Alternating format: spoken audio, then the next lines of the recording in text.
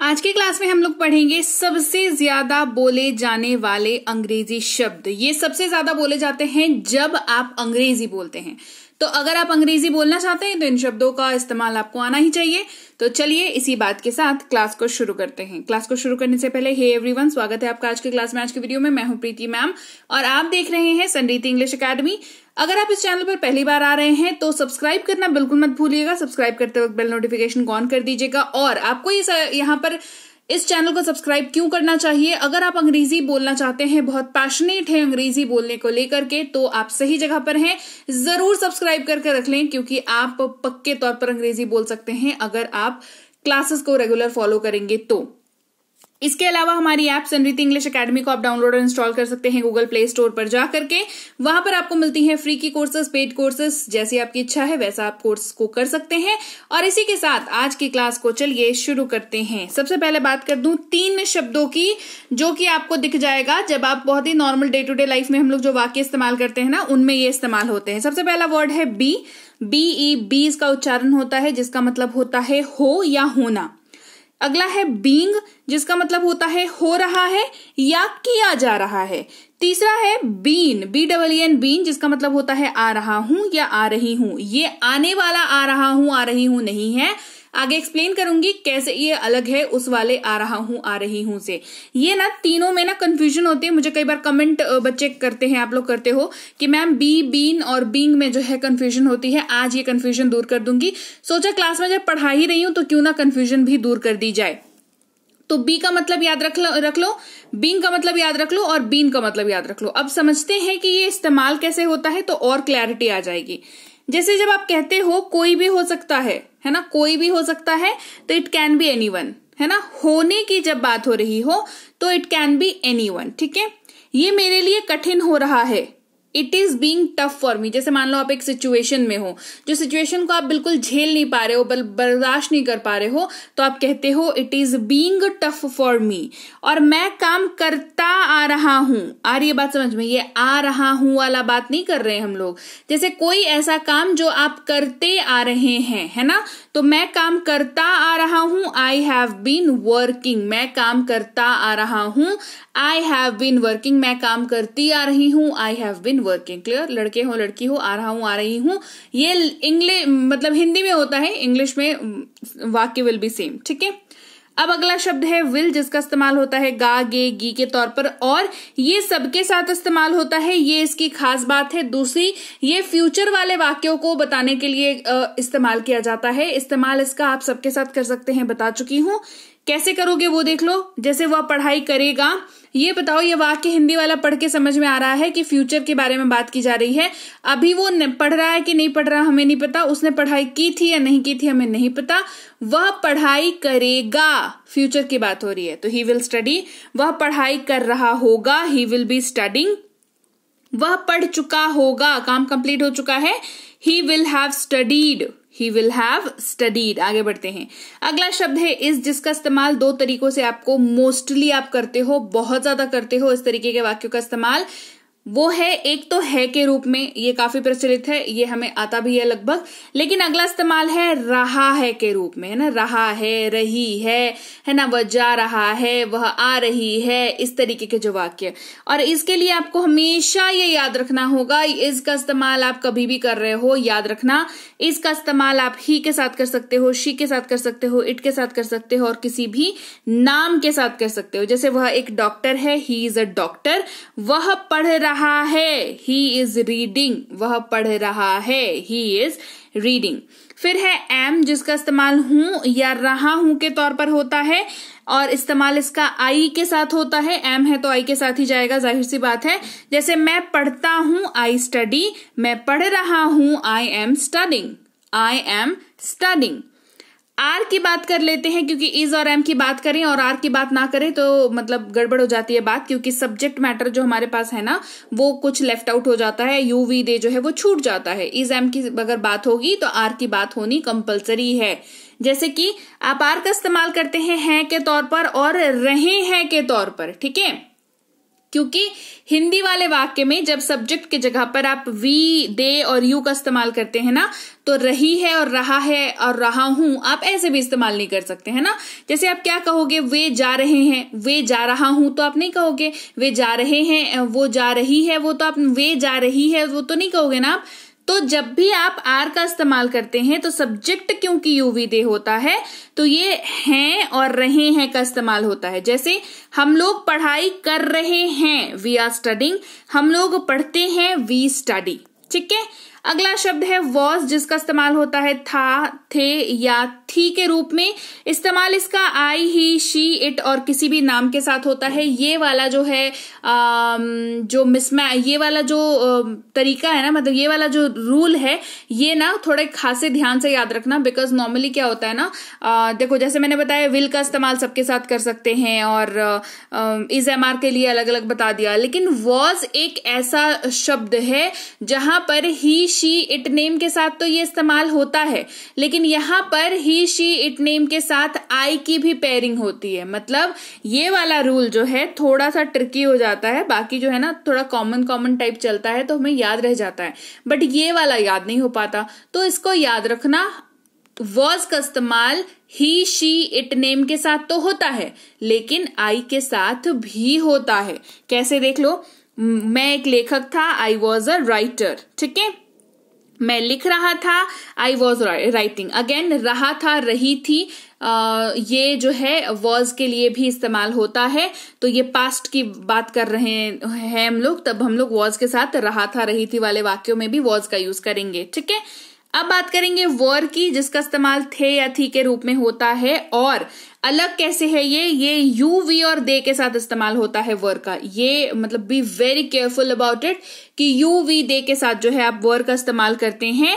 और जैसे हम खेल रहे थे, वी वर प्लेइंग, हम खेल रहे थे, वी वर प्लेइंग। हम व्यापारी थे, वी वर बिजनेसमैन, हम व्यापारी थे, वी वो बिजनेसमैन। अगला शब्द है कैन, जो कि आपकी क्षमता को दिखाता है, एबिलिटी को दिखाता है। कोई भी चीज कर पाने की बात अगर आप अपने बारे में कर रहे हैं, किसी और के बारे में कर रहे हैं, सिचुएशन के बारे में कर रहे हैं, कुछ कर पाने की एबिलिटी से संबंधित बात हो रही है, तो उस वाक्य में हिंदी में सकता हूं, सकते हैं, सकती है, सकता है का इस्तेमाल होता ही होता है।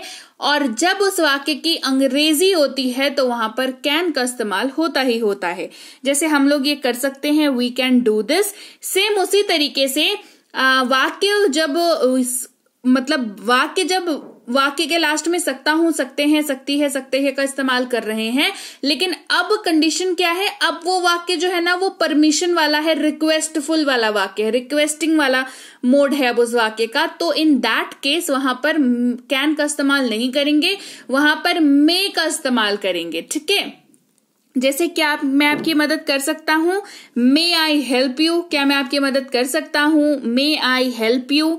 अगला आगे बढ़ते हैं, अगला है सका, सकी, सके, पाया, पाई, पाए अगर इस्तेमाल कर रहे हैं। एंड इन सम केसेस सकता था, सकते थे, सकती थी का इस्तेमाल करते हैं। थोड़े कंडीशंस लग जाते हैं इसमें, वो किसी और क्लास में अच्छे से एक्सप्लेन करके बता दूंगी। अभी फिलहाल याद रखो, कुड का इस्तेमाल सका, सकी, सके, पाया, पाई, पाए अगर आप अपने हिंदी वाक्य में यूज कर रहे हो तो आपको उसकी इंग्लिश में कुड का इस्तेमाल करना है। कुड जो है वो पास्ट है कैन वर्ड का, CAN, कैन जो भी बताया उसका जो पास्ट फॉर्म है वो कुड है, और ये सबके साथ इस्तेमाल होता है। अगेन कैन भी सबके साथ इस्तेमाल होता है, मे भी सबके साथ इस्तेमाल होता है। तो मैं ये नहीं कर सका, I could not do it, मैं ये नहीं कर पाया, I could not do it. ये सकता था, सकती थी, सकते थे जो है ना, ये थोड़ा सा कंफ्यूजिंग वाला टॉपिक है, तो इसको मैं कभी आपको करा दूंगी। मतलब इसके लिए एक अलग से क्लास चाहिए होगी जहां पर आपको कुड के डिफरेंट जो कलर्स हैं वो पता चलेंगे कि कैसे कैसे कितने पॉसिबिलिटीज हैं कुड को इस्तेमाल करने की, बिकॉज बहुत सारी है। मैं आपको सबसे आसान वाला बताती हूँ, सका, सकी, सके, पाया, पाई, पाए, ताकि आप एटलीस्ट बातचीत करना शुरू कर पाओ, आप इसको इस्तेमाल करना शुरू कर पाओ। कॉन्सेप्ट वाली क्लासेस, अगर डेप्थ कॉन्सेप्ट वाली क्लासेस चाहिए होंगी तो मुझे बताना कमेंट करके, मैं जरूर वो वाली क्लासेस कराऊंगी। ठीक है, बिकॉज आई अंडरस्टैंड बहुत सारे लोग नए हैं जो 0 से शुरुआत कर रहे हैं, बट बहुत सारे लोग ऐसे भी हैं इस चैनल पर जो एक लेवल तक की लर्निंग कर चुके हैं, अब उनको आगे की लर्निंग चाहिए, है ना। तो मुझे जिस तरीके से कमेंट रिसीव होंगे मैं उस तरीके से आगे की क्लासेस को कंडक्ट कराऊंगी, कॉन्सेप्ट वाले और बेसिक वाले, कैसी क्लासेस चाहिए कमेंट करके मुझे बताना जरूर।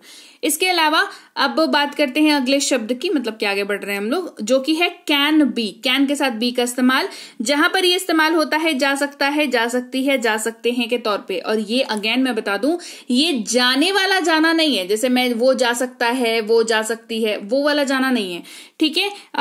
ये कुछ एक प्रोसेस को एक्सप्लेन करने वाला है। और सबसे पहले तो रूल जान लो कि ये सबके साथ इस्तेमाल होता है। जैसे ये वाला वाक्य है ना, उसे धोखा दिया जा सकता है, ही कैन बी चीटेड, उसे अरेस्ट किया जा सकता है, ही कैन बी अरेस्टेड। इस तरीके के जो वाक्य हैं, किसी सिचुएशन को घटित होने वाला एक्सप्लेनेशन जो देता हो, उस वाले वाक्य में कैन बी का यूज करेंगे, ना कि वो जा सकता है तो ही कैन बी गॉन। नहीं, ये मत बना देना, बहुत गलत है, ठीक है। तो जाने यानी कि जाने की बात नहीं हो रही है, लेकिन रियल टर्म्स जाने की बात नहीं हो रही है, किसी सिचुएशन के घटित होने की बात यहां पर जब की जा रही हो तो कैन बी का इस्तेमाल करते हैं। फिर हमारे पास है हैव और हैज। इसका इस्तेमाल दो तरीकों से होता है, मैं बता चुकी हूं आपको, अगेन आप इसको समझ लो कि हैव और हैज जो है, क्योंकि मुझे कमेंट रिसीव होते हैं कि मैम हैव हैज का मतलब तो समझ आ गया, पर वाक्य में ना देख के समझ में नहीं आता है कि यहाँ पर ये कैसे इस्तेमाल हो रहा है, मेन वर्ब के तौर पर हो रहा है या हेल्पिंग वर्ब के तौर पर हो रहा है। तो ये मैं अभी आपका ये कंफ्यूजन दूर किए देती हूँ। सबसे पहले मतलब समझ लो, क्विक रिवीजन। हैव और हैज का मतलब होता है पास है, जब आप इसका इस्तेमाल मेन वर्ब के तौर पर कर रहे हो। देखो ये वाली लाइन अगर मेरी याद रख लोगे तो ये वाली कंफ्यूजन कभी आएगी ही नहीं कि इस वाक्य में हमें तो समझ ही नहीं आ रहा कि हिंदी यहाँ पर मेन वर्ब इस्तेमाल हो रहा है या हेल्पिंग वर्ब इस्तेमाल हो रहा है। अगर वाक्य में पास है का सेंस बन रहा है या सीधे तौर पर पास है लिखा हुआ है या आप बोल रहे हो, तो वहां पर ये फिक्स है कि इसका इस्तेमाल मेन वर्ब के तौर पर हो रहा है। इसमें कोई डाउट, कोई कंफ्यूजन आपको रहना ही नहीं चाहिए। वाक्य में पास है, मेरे पास एक कार है, मेरे पास एक गाड़ी है, उसके पास ये घर है, उसके पास उसके आंसर शीट है, उसके पास एप्पल का मोबाइल है। अगर इस तरीके का आप यूज कर रहे हो तो ये मान लो कि आप उसमें हैव का यूज करने वाले हो इंग्लिश में, और वो जो हैव का यूज है वो हेल्पिंग वर्ब के तौर पर हो, सॉरी मेन वर्ब के तौर पर हो रहा है, हैव हैज जो भी हो दोनों में से, डिपेंडिंग ऑन द कि सब्जेक्ट क्या है। जैसे मेरे पास एक किताब है, आई हैव अ बुक, तो आपके पास वो चीज है ना, I have a book, right. और यहां पर हैव का इस्तेमाल IUVD के साथ होता है। ये एक्स्ट्रा इन्फॉर्मेशन है जो आपको हमेशा याद रखनी है, जब भी आप हैव का यूज करो हैज का यूज करो, ठीक है। हैव का इस्तेमाल IUVD के साथ होता है और हैज का इस्तेमाल ही, शी, इट और किसी भी नाम के साथ होता है, ठीक है। ये बिल्कुल अलग डिपार्टमेंट है, और ये याद रख पाना कि मेन वर्ब है कि हेल्पिंग वर्ब है, ये अलग डिपार्टमेंट है, ठीक है। तो मेन वर्ब हेल्पिंग वर्ब का कंफ्यूजन क्लियर करा दिया। रूल आपको खुद ने ही याद करना है। रूल आपको याद करने में तो मैं तो नहीं कर सकती आपके बदले याद, वो आपको ही रखना पड़ेगा। जैसे ये वाला वाक्य देख लो, उसके पास एक कार है, तो उसके पास वो चीज है ना, तो आप क्या कहोगे, he has a car, he has a car. और यहां पर हैज का इस्तेमाल कैसा हो रहा है, बताओ कैसा हो रहा है, अभी बताया ना। यहां पर हैज का इस्तेमाल मेन वर्ब के तौर पर हो रहा है। क्लियर, पास है वाला सेंस आ रहा है यहां पर, ठीक है। इसके अलावा बात करेंगे अब हेल्पिंग वर्ब की, कि ये अब देखो एक बात बताओ, दो ही तो इस्तेमाल है, या तो हेल्पिंग वर्ब या तो मेन वर्ब का इस्तेमाल करना है ना। तो जब आप मेन वर्ब पहचानना सीख जाओगे, उसके अलावा जहां पर भी हो रहा है वो हेल्पिंग वर्ब है ना। रॉकेट साइंस तो है नहीं यहां पर कुछ। फिर भी बता देती हूं, ऐसा वाक्य जिसमें हैव का इस्तेमाल होना है आपको पता है, लेकिन सीधे तौर पर हैव का कोई शाब्दिक अर्थ नहीं आप निकाल पाते हो, कंक्लूड कर पाते हो। इन सम केसेस निकल जाता है, बट इन सम केसेस नहीं भी निकलता है। तो उस तरीके के वाक्य में वो कैसे यूज हो रहा है, वो हेल्पिंग वर्ब के तौर पर यूज हो रहा है। वो अपने अस्तित्व को मिटा करके उस वाक्य को बना रहा है, तो वो उस वाक्य को बनने में मदद कर रहा है, तो हेल्प कर रहा है, तो हेल्पिंग वर्ब है। ये मतलब आसान भाषा में मैंने आपको बताया, जाहिर सी बात है टेक्निकल जो है वो और भी थोड़ा डिफरेंट है, बट ये आसान भाषा में आपको समझाने के लिए मैं बता रही हूं, ठीक है। जैसे आप पढ़ाई कर चुके हैं, यू हैव स्टडीड, आप पढ़ाई कर चुके होंगे, यू विल हैव स्टडीड। ये दोनों ही जगहों पर हैव हेल्पिंग वर्ब के तौर पर यूज हो रहा है। सेम हैज को देख लो, उसने पढ़ाई कर ली है, ही हैज स्टडीड, राइट। अब बात करते हैं अगले वर्ड की, जो कि है हैड, HAD, हैड। ठीक है, इसका मतलब होता है पास्ट था और ये पास्ट में यूज होता है, यानी कि भूतकाल में इसका इस्तेमाल होता है। इसका इस्तेमाल भी दो तरीकों से होता है, मतलब मेन वर्ब के तौर पर और हेल्पिंग वर्ब के तौर पर। अगेन, जब ये पास्ट में कुछ पास होने की बात करे, पास था, मेरे पास ये था, मेरे पास वो था, उसके पास ये था, उसके पास वो था, ऐसी जब बात करें तो वहां पर वो मेन वर्ब के तौर पर यूज हो रहा है। जैसे उनके पास एक कार था, दे हैड अ कार। और हैड का इस्तेमाल आप सबके साथ कर सकते हो, तो उसके बारे में एकदम चिल रहो कि किसके कौन सा सब्जेक्ट में लगेगा, कौन सा में नहीं लगेगा, वो वाली झंझट यहाँ पर नहीं है। हैड का इस्तेमाल सबके साथ होता है, तो ये वाला सॉर्टेड है मैटर। ठीक है, अब हेल्पिंग वर्ब देख लो, वह पढ़ाई कर चुका था, ही हैड स्टडीड। अब बताओ, इस वाले वाक्य में ना उस बंदे के पास कुछ है, ये वाली फीलिंग तो आ नहीं रही है। आ रही है क्या? नहीं आ रही है। क्या कह रहे हैं? पढ़ाई कर चुका था, ये कह रहे हैं। पास कुछ है, उसकी वाली फीलिंग नहीं आ रही है, तो यहां पर ये हेल्पिंग वर्ब के तौर पर इस्तेमाल हो रहा है। कौन? हैड। ठीक है, ही हैड स्टडीड। अब अगले वर्ड में आते हैं, जो कि है अबाउट टू। अबाउट टू का मतलब होता है वाला हूं, वाले हैं, वाली हूं। ये डिपेंड करता है कि वाला हूं, वाली हूं, वाले हैं क्या लगेगा, ये डिपेंड करता है आपके हिंदी वाले वाक्य पे। ठीक है, अगर वाक्य में वाला हूं तो आई के साथ यूज करेगा, क्योंकि हूं जो है आई और एम के साथ ही मतलब आई हूं जो है वो आई और एम को के वाले वाक्यों में यूज होता है। जैसे मैं खाने वाला हूं, I am about to eat. Same उसी तरीके से वाला हूं, वाली हूं, वाले हैं, ये डिपेंड करता है कि आपका वाक्य में ही, शी, इट नेम है या IUV दे है। ठीक है, इस तरीके से ये यूज होता है। जैसे मुझे खाना है, आई हैव टू ईट, ये हमारा अगला वर्ड है। ठीक है, अबाउट टू यहां पर इसको क्लोज करते हैं। मैं खाने वाला हूं, I am about to eat. वह जाने वाला है, he is about to go. तो ही हो गया, इज लगा, अबाउट टू लगा, एंड वाक्य बन गया। ठीक है, बात करेंगे हैव टू की, जिसका इस्तेमाल ना है, नी है, ने है के तौर पर होता है। ये इस्तेमाल होता है IUV दे के साथ।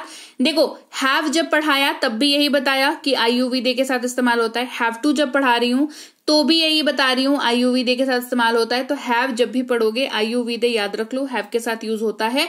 बहुत काम की चीज है, शुरू से बता रही हूँ, जरूर इसको याद रखो। ठीक है, मुझे खाना है, आई हैव टू ईट। उसे जाना है, ही हैज टू गो। कैसे बदला? कुछ नहीं बदला, बस ही बदला। ठीक है, ही है तो हैज टू लग गया, जिसका भी मतलब होता है ना है, नी है, ने है। ही, शी, इट नेम के साथ ये यूज हो जाता है। एंड बस इतनी सी बात है। इसके अलावा बात करेंगे हैड टू की, जिसका इस्तेमाल होता है ना, था के तौर पर। ये IUV they, he, she, it और किसी भी नाम के साथ ये इस्तेमाल हो जाता है। जैसे उसे जाना था, he had to go. Clear? अच्छा, फिर है हमारे पास शुड, जिसका मतलब होता है चाहिए। जैसे तुम्हें जाना चाहिए, यू शुड गो। वुड है हमारे पास, जिसका मतलब होता है गागेगी, और ये कंफ्यूजन क्रिएट करने वाले वाक्यों में इस्तेमाल होता है। वह खेल रहा होगा, आपको पता नहीं है वो क्या कर रहा है, अभी आप अंदाजा लगा रहे हो कि वो खेल रहा होगा, तो कहेंगे he would be playing. Might, जिसका इस्तेमाल होता है शायद, हो सकता है के तौर पर। वह शायद जा सकता है, ही माइट गो, जहां पर आपको कंफ्यूजन लग रही हो। ठीक है, ही माइट गो। अवश्य चाहिए, जहां पर आपको यकीन है, आपकी मतलब फर्म नेसेसिटी है आपकी, तो आप मस्ट को यूज करोगे। तुम्हें अवश्य जाना चाहिए, यू मस्ट गो, मतलब आप इस चीज के ऊपर यकीन करते हो, आप खुद कॉन्फिडेंट हो कि आप जो बोल रहे हो सही बोल रहे हो, तो उस वाक्य में मस्ट का यूज कर लेना। फिर डू की बात करते हैं। इस्तेमाल ये IUV दे के साथ होता है, और ये क्वेश्चन पूछने के लिए बहुत बढ़िया तरीके से इस्तेमाल होता है। ऐसे डू का मतलब जो है वो किसी कुछ मतलब वो करना या किसी काम के लिए इंस्ट्रक्शन देने के तौर पर यूज होता है। ठीक है, इसके अलावा ये क्वेश्चन के तौर पर बहुत वाइडली यूज होता है। जैसे क्या हूं या क्या है के तौर पर यूज होगा। क्या मैं जाता हूं, do I go. Same does की बात करेंगे, ही, शी, इट नेम के साथ इसका इस्तेमाल करेंगे। डू के साथ ये ऐसे ही अलग है कि डू का इस्तेमाल IUV दे के साथ होता है, और डज का इस्तेमाल ही, शी, इट और किसी भी नाम के साथ होता है। तो क्या है इस तरीके से यूज हो रहा है। क्या वो पढ़ाई करता है, क्या है, क्या वो पढ़ाई करता है, डज ही स्टडी। फिर डिड की बात करेंगे, क्या था, क्या थे, क्या थी। ठीक है, ये इस्तेमाल होता है कैसे देख लो। क्या आप गए थे, डिड यू गो। क्या आप गए थे, डिड यू गो। फिर है गोइंग टू, है ना, ये कोई काम जब आप करने जा रहे हो, जैसे करने जा रहा हूं या वाला हूं, ठीक है, तब आप गोइंग टू का यूज करते हैं। जैसे मैं खेलने जा रहा हूं, I am going to play. I am going to play, इस तरीके से ये यूज होता है। फिर है ought to, ठीक है, ये एडवांस वाली जब लाइंस आप बोलते हो ना, थोड़े से और आपको नॉलेज हो जाएगी, थोड़ा सा और फ्लुएंसी आपकी आ जाएगी, तो आप ought to का यूज जो है आसानी से कर पाओगे, ठीक है। सच बताऊं तो शुरुआती लेवल के लिए ought to वाला वर्ड नहीं है ना, लेकिन हाँ जैसे जैसे आपकी नॉलेज बढ़ती जाएगी आपको पता चलता रहेगा कि आप ought to का इस्तेमाल कहाँ कर सकते हो, कहाँ नहीं कर सकते हो। फिलहाल पढ़ के जान लो, मतलब पता चला कि अचानक से लगा कि ought to, अरे ये कौन सा वर्ड है ना, ऐसा नहीं होना चाहिए आपके साथ। तो ought to जो है उसका मतलब भी होता है चाहिए, लेकिन ये ना सेंस ऑफ रिस्पॉन्सिबिलिटी वाले वाक्यों में इस्तेमाल होता है, ठीक है। जो वाक्य रिस्पॉन्सिबिलिटी का वाइब्स देते हैं ना, उस वाले वाक्य में यूज करेंगे। जैसे आपको महिलाओं का सम्मान करना चाहिए, ये जिम्मेदारी जताने वाला वाक्य हो गया है ना, कि ये एक समाज के तौर पर हमारी सबकी जिम्मेदारी है कि हमें महिलाओं का सम्मान करना चाहिए, राइट, बड़े बूढ़ों की रिस्पेक्ट करनी चाहिए। तो ये एक वाइड रिस्पॉन्सिबिलिटी का टर्म जैसा यूज होता है। तो ऐसे वाक्यों में ought to का इस्तेमाल होता है। जैसे you ought to respect women, you ought to मतलब चॉइस नहीं है, ये जिम्मेदारी है, इससे भाग नहीं सकते, ऐसा टाइप वाला सिचुएशन में, ठीक है। You ought to respect women, you ought to respect women। Clear हो गई बात? तो चलिए, ये थी आज की क्लास जहां पर हमने कुछ ऐसे शब्दों को जाना, कुछ नहीं एक्चुअली बहुत सारे ऐसे शब्दों को जाना जो रोजमर्रा की लाइफ में इस्तेमाल होते हैं, ought to को छोड़ करके बाकी सब के सब रोजमर्रा की लाइफ में इस्तेमाल होते हैं। मेरे, आपके, आपके पड़ोसी के, आपके दोस्त के, सबके लाइफ में यूज होते हैं। तो रियल लाइफ में अगर इंग्लिश बोलनी है ना, तो आपको इन्हीं शब्दों के इस्तेमाल से होकर के गुजरना पड़ेगा, तभी जाकर के अंग्रेजी बोल पाओगे, राइट। तो क्लास कैसी लगी कमेंट करके मुझे जल्दी से बताइए। क्लास अच्छी लगी है तो क्लास को लाइक किया करिए। क्लास को शेयर नहीं करते हो यार आजकल, मुझे पता चलता है कितने लोगों ने शेयर किया, ठीक है। तो क्लासेस को शेयर किया करिए, क्योंकि शेयरिंग इज केयरिंग। हमेशा ये बताती हूँ कि आप जब एक चीज शेयर करते हो ना किसी के साथ, अच्छा अब एक बात बताओ, शेयरिंग किसके साथ करते हो? जिसको प्यार करते हो, जिसको पसंद करते हो, जिसको चाहते हो आपके साथ रहे, चाहे वो दोस्त हो, रिश्तेदार हो, आपके घर वाले हो, है ना। तो शेयरिंग इज केयरिंग ऑलवेज, चाहे आप कुछ भी शेयर कर रहे हो, है ना।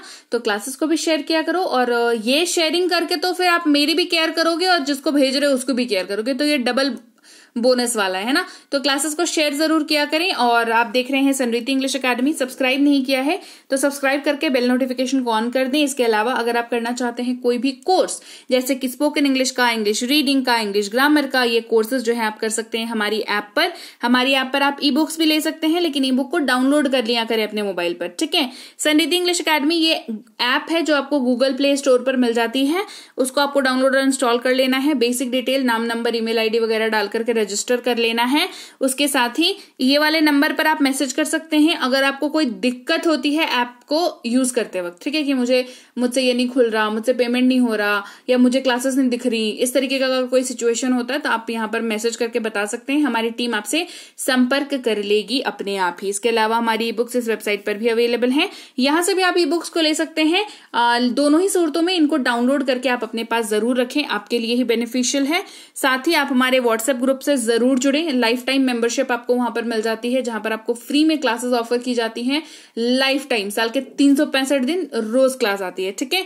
और टेलीग्राम के चैनल पे भी आप जुड़ जाएं, वहां पर भी आप मेंबर बन जाएं, वहां पर भी लाइफ टाइम मेंबरशिप अभी दी जा रही है आपको, तो आप आसानी से जुड़ सकते हैं। साथ ही फेसबुक और इंस्टाग्राम पर हमें फॉलो करना ना भूलें, इन सब की लिंक्स जो है वो डिस्क्रिप्शन बॉक्स में दे रखी है।